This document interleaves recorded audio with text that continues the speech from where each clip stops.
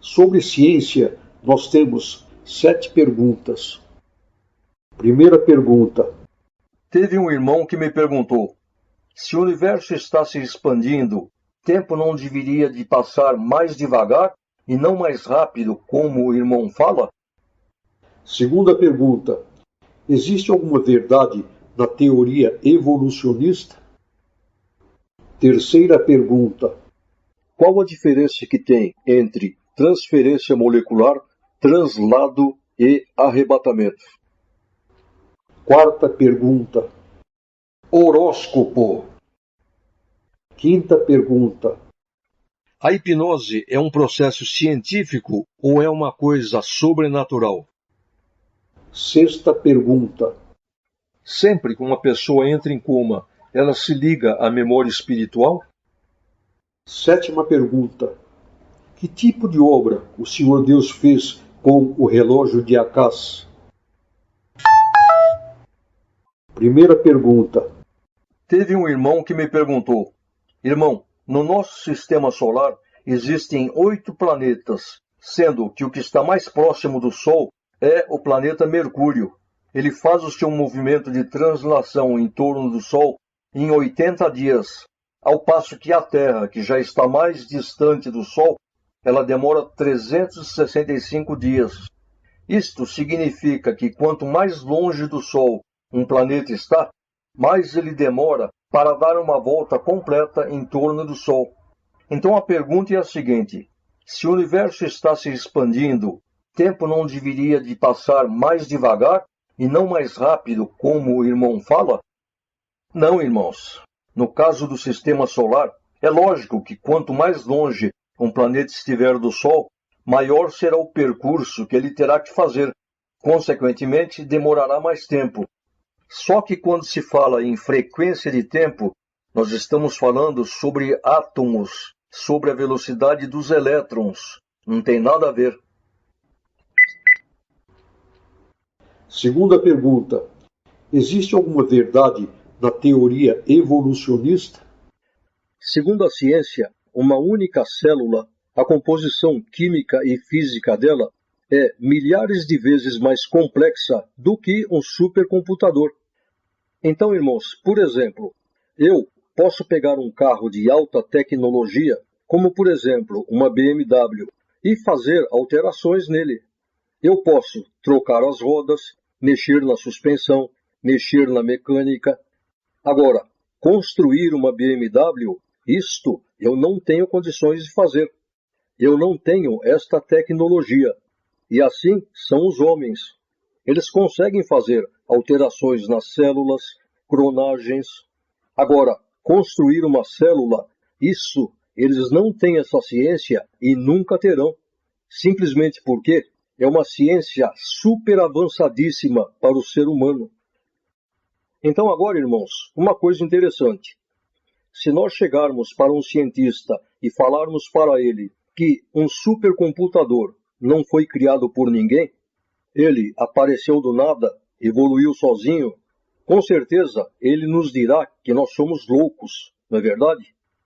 Agora, uma vida que, cientificamente falando, é milhões de vezes mais complexa do que um supercomputador, isso eles falam que veio do nada, ninguém fez, apareceu sozinha, evoluiu sozinha. Então agora eu pergunto, aonde que está a loucura? Quem é que é o louco? Só que tem uma coisa, irmãos, isso os homens falam devido aos maus sentimentos que eles possuem dentro de si, os quais eles trouxeram do céu, essa revolta contra Deus, esse desequilíbrio na alma. Todo homem que se diz ateu, quando ele entra em sono profundo, ao sair do corpo e se ligar à sua memória espiritual, ele deixa de ser ateu. Isso porque ele passa a se lembrar do céu, se lembrar do que ele aprontou no céu, e aí ele sabe qual será o seu destino eterno. Então, movido por este sentimento de revolta, ele faz questão de manter em seu emocional este sentimento de que Deus não existe, mesmo sabendo que não é assim. Agora, existem aqueles seres humanos, os quais não são espíritos traidores, e que também se dizem ateus. Esses já são diferentes. Esses não possuem dentro de si nenhuma revolta contra Deus. Mas então por que eles são ateus? Porque eles foram enrolados por espíritos contrários que procuram confundir as mentes das pessoas, dizendo que Deus não existe. Só que com esses chega uma hora em que Deus aparece em suas vidas e faz uma obra de transformação. Eu não sei se os irmãos já leram isso, mas o cientista Isaac Newton era um homem que cria em Deus. Só que ele tinha um amigo que também era cientista, que era ateu. E Newton quase sempre discutia com seu amigo, porém ele não dava o braço a torcer. Resumindo, um dia esse seu amigo estava em alto mar, foi quando se levantou uma tempestade violenta, e quando ele viu que o barco iria afundar, ele clamou a Deus. Então, irmãos, no fundo, o homem fala assim: eu sou ateu, graças a Deus. Terceira pergunta. Qual a diferença que tem entre transferência molecular, translado e arrebatamento? Transferência molecular. Isso é uma ciência avançadíssima que faz com que um objeto desapareça em um lugar e reapareça em outro lugar. Só que este processo não pode ser feito com seres vivos. Como, por exemplo, vamos supor que um animal estivesse em uma cidade e, através da transferência molecular, ele desaparecesse ali e aparecesse em uma outra cidade. O que aconteceria é que, quando ele aparecesse nesta outra cidade, ele estaria morto. Isso é revelação de Deus. Agora, translado. Isso já é uma ciência muito mais adiantada do que a transferência molecular. Inclusive, o único que tem poder de realizá-lo é o Senhor Deus. Vamos imaginar um homem que esteja aqui no Brasil, o qual o Senhor Deus queira levar na Europa em um segundo. O que o Senhor Deus faz nesse caso? Ele simplesmente faz com que o seu corpo de carne passe para a dimensão do céu, e aí, em um segundo, ele é transladado para a Europa. Chegando lá, automaticamente o Senhor Deus faz com que o seu corpo retorne para a nossa dimensão, a dimensão da Terra. Está dando para os irmãos entenderem? Aconteceu aqui no interior de São Paulo que uma perua Kombi estava viajando em uma estrada, estava lotada de pessoas e no meio tinha um nosso irmão. Resumindo, a Kombi bateu de frente contra um outro veículo e todos morreram instantaneamente, menos o nosso irmão, que não sofreu nenhum arranhão. Mas como que o Senhor Deus fez isso? Foi utilizando-se deste processo, ou seja, na hora da batida, o Senhor Deus fez com que o seu corpo passasse para outra dimensão e, em seguida, ele o recolocou na dimensão da Terra. Agora, arrebatamento. Isso já não se trata mais de ciência avançada, e sim, isso já é espiritual. É quando o Senhor Deus tira o espírito de um ser humano deste corpo de carne e o leva ao céu ou a qualquer outro lugar. Quarta pergunta. Horóscopo. Muitos irmãos acreditam em horóscopo. Eles acreditam que os astros exercem influência sobre as nossas vidas. Agora, vejamos bem. Se os irmãos forem a um planetário ou consultarem algum livro de astronomia, os irmãos irão ver que realmente no espaço existem constelações em forma de um leão, escorpião, caranguejo, sagitário, peixe, enfim, todos os símbolos do zodíaco. Só que o que acontece, irmãos, é que na realidade no céu existem bilhões de astros. Existem bilhões de pontos os quais permitem que se faça qualquer desenho. Se, por exemplo, nós quisermos ir ligando os pontos, dá para se desenhar um carro, uma bicicleta, um cachorro, um homem. Enfim, são tantos pontos que dá para se desenhar o que nós quisermos. Então, irmãos, o que aconteceu foi que, como no passado os homens não tinham muito o que fazer, Então eles, inspirados pelo diabo, começaram a desenhar essas constelações do horóscopo. Para quê? Para que Satanás passasse a enganar o povo com astrologia, horóscopo. Leitura número 275. Tiago 4, verso 14. Digo-vos que não sabeis o que acontecerá amanhã. Por quê? Que é a vossa vida? É um vapor que aparece por um pouco e depois desvanece. Quem tem influência sobre as nossas vidas, quem as guia, é o Senhor Deus, e não os astros.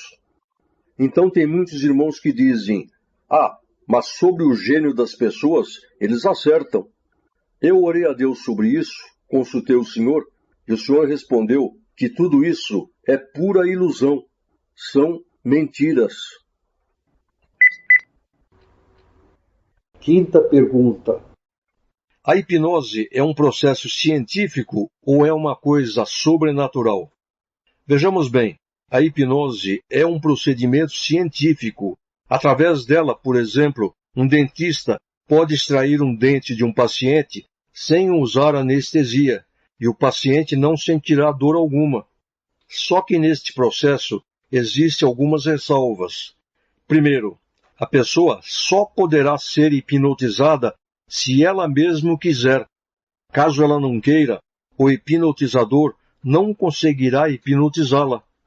Segundo, se o hipnotizador for, por exemplo, uma pessoa espírita, aí a coisa pode complicar. Por quê? Porque ele poderá transmitir para o paciente coisas erradas, como, por exemplo, reencarnação. Ele poderá falar sobre vidas passadas, o que não é real. Sexta pergunta. Sempre que uma pessoa entra em coma, ela se liga à memória espiritual? A coma comum, aquela que pode acontecer com qualquer ser humano, assim como na hora do sono profundo, todos os que entram nesse processo são automaticamente ligados à sua memória espiritual. Agora, no caso dos trigos problemáticos recuperáveis, quando Deus quer fazer uma obra de purificação através da coma, aí já é diferente. Por quê? Porque ele sai do corpo, porém o Senhor não liga a sua memória espiritual. Consequentemente, ele não se lembrará de nada o que aconteceu no céu. Ele se sentirá igual como ele se sente quando ele está no corpo. Sétima pergunta. Que tipo de obra o Senhor Deus fez com o relógio de Acás? Os irmãos lembram daquela passagem do relógio de Acás? Quando o rei Ezequias pediu por sinal com que o relógio de Acás, que era um relógio de sol, voltasse atrás por 10 graus. Está escrito que o profeta Isaías clamou a Deus e Deus fez com que o relógio de sol voltasse atrás por 10 graus. Leitura número 276. Segundo Reis 20, verso 10 ao 11. Então disse Ezequias, é fácil com que a sombra decline 10 graus. Não, mas volte a sombra 10 graus atrás. Então o profeta Isaías clamou ao Senhor e fez voltar a sombra 10 graus atrás, pelos graus que já tinha declinado o relógio de sol de Acás. Foi aí que eu orei ao Senhor e perguntei, mas Senhor, neste caso, o que aconteceu? O que ele fez foi uma obra no próprio relógio. O poder de Deus fez com que o relógio voltasse 10 graus atrás, sem que tivesse acontecido isso na natureza.